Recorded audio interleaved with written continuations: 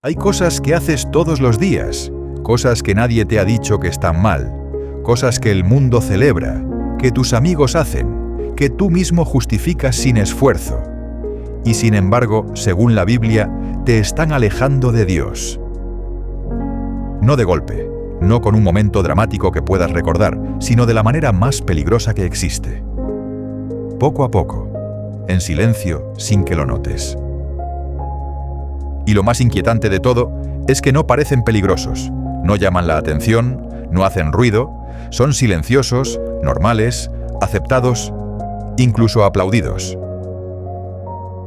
Vivimos en una época donde todo parece relativo, donde lo correcto depende del momento, del contexto, de cómo te sientes ese día. Si algo te hace sentir bien, entonces está bien. Si no molesta a nadie, entonces no es un problema. Pero hay una pregunta que muy pocos se atreven a hacer. ¿Y si la verdad no cambia?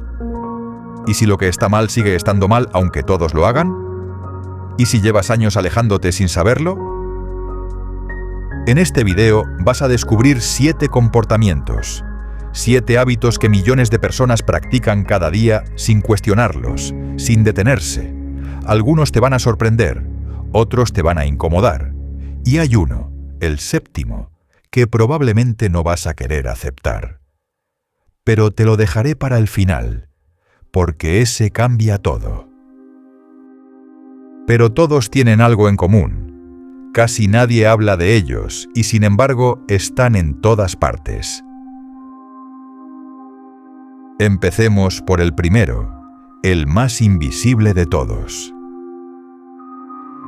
El primero es el más común y probablemente el que menos gente reconoce en sí mismo. No es odiar a Dios, no es rechazarlo, no es negarlo con palabras, es algo mucho más silencioso, es vivir como si no existiera. Piénsalo, ¿cuándo fue la última vez que te despertaste y antes de revisar el teléfono, antes de pensar en el trabajo, antes de planear tu día, te detuviste? Solo un momento, en silencio, sin nada. ¿Cuándo fue la última vez que hiciste eso y no te incomodó? Porque esa incomodidad tiene un nombre, y la Biblia lo describe con una claridad que corta. En el libro de los Salmos, capítulo 46, hay una frase que lleva miles de años diciéndole lo mismo a cada generación. Estad quietos y conoced que yo soy Dios. No dice piensen en mí cuando puedan. No dice acuérdense de mí los domingos. Dice estad quietos. Porque el ruido no es accidental, el ruido es la estrategia. Llenamos el día de notificaciones, de pantallas, de conversaciones, de tareas. No porque seamos muy ocupados, sino porque el silencio nos asusta. Y en ese silencio podrían aparecer preguntas incómodas, preguntas sobre el rumbo de tu vida, sobre lo que realmente importa, sobre lo que estás evitando. Hay personas que van a la iglesia todos los domingos, que conocen versículos de memoria, que dicen las palabras correctas en el momento correcto, y aún así viven como si Dios fuera un detalle de fondo, como un cuadro en la pared que ya no ves porque llevas años mirando hacia otro lado. Jesús lo describió con una parábola que muy pocos recuerdan con honestidad. En Mateo capítulo 13, habla de la semilla que cae entre espinos. La semilla germina, crece, tiene vida, pero los espinos la ahogan. Y esos espinos Jesús los llama las preocupaciones de este mundo y el engaño de las riquezas. No el mal absoluto, no los grandes pecados, las preocupaciones normales, las distracciones cotidianas, las cosas que llenan el día. Eso es lo que ahoga la fe, no una decisión dramática de alejarse, sino 1000 pequeñas decisiones de no detenerse. Pero el segundo es aún más sutil, porque actúa cuando ya estás dormido por dentro y ni siquiera te das cuenta. Hay algo dentro de ti que sabe cuando algo no está bien. No necesitas que nadie te lo explique, lo sientes. Una incomodidad que aparece en el pecho, una voz interior que se activa, un momento de duda antes de actuar. Eso tiene un nombre, se llama conciencia. y la mayoría de personas ha aprendido a apagarla. No de manera intencional, no en un momento consciente de rebelión, lo hacen con frases: no es para tanto, todo el mundo lo hace, no le hago daño a nadie, ya lo compensaré después. Y poco a poco esa voz se debilita, se vuelve más tenue, más fácil de ignorar, hasta que un día desaparece. Y eso es lo más aterrador de todo. Porque cuando dejas de sentir culpa no significa que estés mejor. Significa que te has acostumbrado. Pablo lo describe en su carta a Timoteo con una imagen que estremece. Primera de Timoteo, capítulo 4, versículo 2. Habla de personas con la conciencia cauterizada. Cauterizada, como una herida quemada con hierro caliente que ya no duele, no porque haya sanado, sino porque el tejido está muerto. ¿Hay algo en tu vida que antes te generaba conflicto interno y ahora ya no? ¿Hay algo que dejó de molestarte no porque lo hayas resuelto, sino porque te acostumbraste? Porque esa ausencia de incomodidad no es paz, es silencio, y hay una diferencia enorme entre los dos. Y si crees que el segundo era difícil de ver en ti mismo, espera al tercero, porque este es el que mejor se disfraza de virtud. El tercero es el que más se camufla, porque cuando pensamos en orgullo, pensamos en arrogancia obvia, en alguien que se cree superior, en una actitud que se nota desde lejos. Pero hay un orgullo que no grita, un orgullo que simplemente te impide cambiar. Se manifiesta en frases que suenan razonables. Yo soy así. Siempre he sido de esta manera. No tengo por qué cambiar para nadie. Suena a autoestima, suena a seguridad, pero a veces es simplemente la negativa a mirar hacia adentro. Proverbios capítulo 16, versículo 18. Antes del quebrantamiento está el orgullo, y antes de la caída, la altivez de espíritu.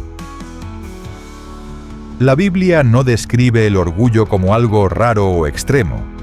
Lo describe como el estado natural del corazón humano sin transformación. Es el punto de partida de todos, no la excepción. Las personas orgullosas rara vez se reconocen como orgullosas. Ven claramente el orgullo en los demás, lo señalan, lo critican, pero no lo ven en el espejo.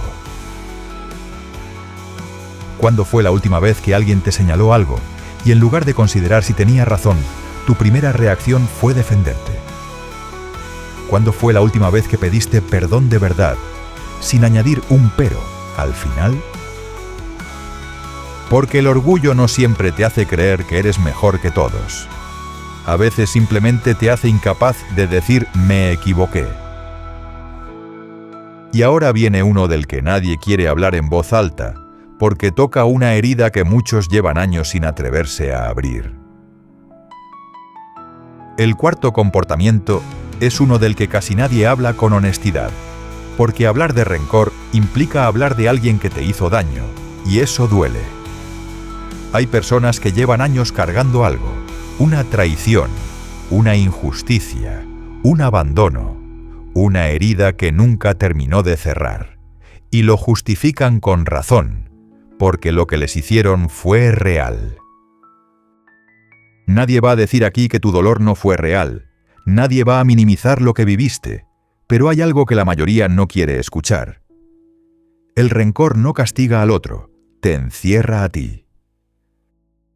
Y cuanto más tiempo lo sostienes, más pesado se vuelve, más espacio ocupa, más energía consume. Hay personas que organizan su vida entera alrededor de una herida, sus decisiones, sus relaciones, su manera de ver el mundo. Todo filtrado a través de algo que pasó hace años. Efesios capítulo 4, versículo 31. Quítense de ustedes toda amargura, enojo, ira, gritería y maledicencia, y toda malicia. Pablo no dice entiéndanlos, no dice esperen a que merezcan el perdón, dice quítense, como quien se quita algo que lleva puesto, como una carga que decidiste seguir cargando cuando en realidad podías soltarla.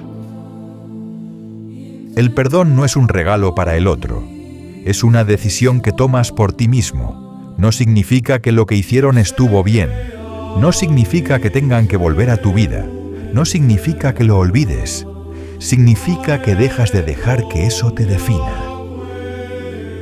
Y antes de seguir, recuerda, todavía falta el séptimo, el que mencioné al principio, el que probablemente no vas a querer aceptar. Ya queda menos para llegar a él. Pero antes, el quinto, uno que casi todos reconocen en privado y casi nadie admite en público. Hay una versión de ti que existe cuando te ven, y hay otra versión cuando no te ven. No necesariamente de manera dramática, no tiene que ser una doble vida de película, puede ser algo más silencioso. Lo que dices cuando no hay nadie delante, lo que ves cuando nadie te observa, lo que piensas cuando nadie puede escucharte, lo que haces cuando estás seguro de que no hay consecuencias. La Biblia tiene un nombre para esa distancia entre quien aparentas ser y quien realmente eres. Se llama hipocresía. Y Jesús no reservó sus palabras más duras para los criminales, las reservó para los hipócritas. Mateo capítulo 23. Ay de ustedes, escribas y fariseos hipócritas, porque son semejantes a sepulcros blanqueados, que por fuera lucen hermosos, pero por dentro están llenos de huesos de muertos y de toda inmundicia. Sepulcros blanqueados, perfectos por fuera, vacíos por dentro. Y la pregunta no es si eres una buena persona delante de los demás. La pregunta es, ¿quién eres cuando no hay nadie mirando? Porque la integridad no se mide en los momentos públicos, se mide en los momentos privados, en lo que haces cuando nadie te va a aplaudir, en lo que evitas cuando nadie te va a juzgar. No se trata de parecer bueno, se trata de serlo cuando nadie te ve. Y el sexto es uno que sorprende a mucha gente, porque afecta incluso a quienes se consideran profundamente creyentes. Y es más común de lo que parece. No se trata de rechazar a Dios, se trata de algo mucho más silencioso, se trata de ponerlo al final de la lista.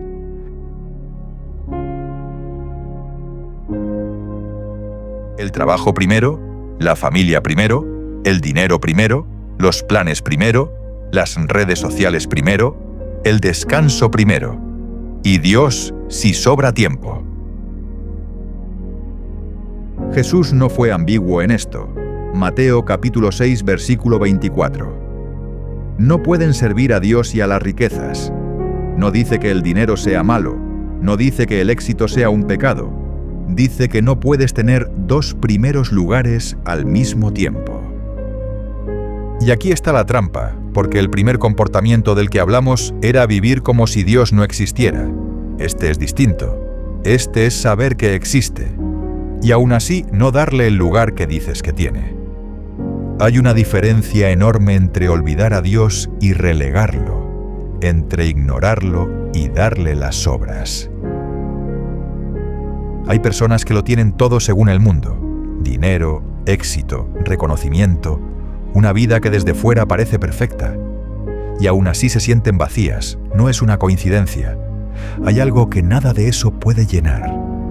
Y la Biblia lleva siglos diciéndolo. En Eclesiastés, el hombre más sabio y rico de su época lo escribió después de haberlo intentado todo. Vanidad de vanidades, todo es vanidad.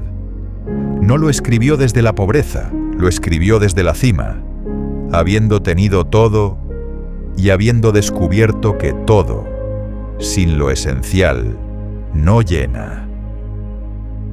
La pregunta entonces no es si tienes fe, la pregunta es, ¿en qué lugar de tu vida real ocupa esa fe?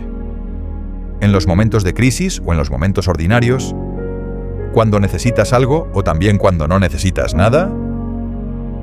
Y ahora sí, llegamos al séptimo, el que dije al principio que probablemente no ibas a querer aceptar. Y aquí vas a entender por qué. Este es el último y es el más incómodo de todos. Porque aquí ya no puedes decir que no sabías.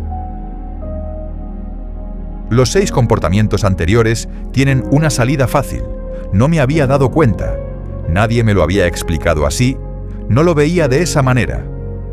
Pero este séptimo te quita esa salida. Porque el séptimo comportamiento es simplemente este: saber lo que debes hacer y no hacerlo. Sabes que deberías perdonar y no lo haces. Sabes que deberías detenerte más y no lo haces. Sabes que algo en tu vida no está alineado con lo que dices creer y no lo cambias. Santiago capítulo 4 versículo 17. Al que sabe hacer lo bueno y no lo hace, le es pecado. No dice al que hace el mal, dice al que sabe el bien y no actúa. Y aquí está la pregunta más difícil de todo este video. ¿Y si el juicio más severo no es por lo que hiciste, sino por lo que sabías que debías hacer y nunca hiciste? Porque hay una diferencia enorme entre ignorancia e indiferencia. La ignorancia no elige, la indiferencia sí. Quizás te has visto en uno de estos comportamientos, quizás en varios o quizás en todos, y eso es exactamente lo que hace esto tan difícil de escuchar, porque este mensaje no señala a los demás, te señala a ti, me señala a mí, nos señala a todos. Pero hay algo que es importante entender. Reconocer estos comportamientos no es el final, es el principio. La Biblia no presenta un Dios que señala la distancia y te abandona ahí. Presenta un Dios que conoce esa distancia y camina hacia ti. En Lucas capítulo 15 hay una historia que Jesús contó sobre un hijo que se alejó, que desperdició todo, que tocó fondo y que en algún momento decidió volver. Y cuando volvió, la Biblia dice que su padre lo vio desde lejos, que corrió hacia él, que lo abrazó antes de que pudiera terminar de hablar. Esa es la imagen que la Biblia da de Dios. No el juez que espera con los brazos cruzados, sino el Padre que corre cuando te ve volver. La verdadera pregunta entonces no es si estos comportamientos son reales, ya lo sabes. La verdadera pregunta es ¿qué vas a hacer ahora que lo sabes? Porque saber y no actuar, ya lo vimos, es el séptimo comportamiento. Y si te diste cuenta de algo mientras escuchabas, si una de estas 7 cosas te incomodó más que las otras, escríbeme cuál fue en los comentarios. Los más honestos los anclaremos arriba para que toda la comunidad pueda leerlos. Y si quieres seguir descubriendo las verdades incómodas que la Biblia lleva siglos diciendo en silencio, suscríbete a El Mensaje de la Fe. Porque la distancia entre tú y Dios no se mide en kilómetros, se mide en decisiones. Y la próxima decisión siempre depende de ti.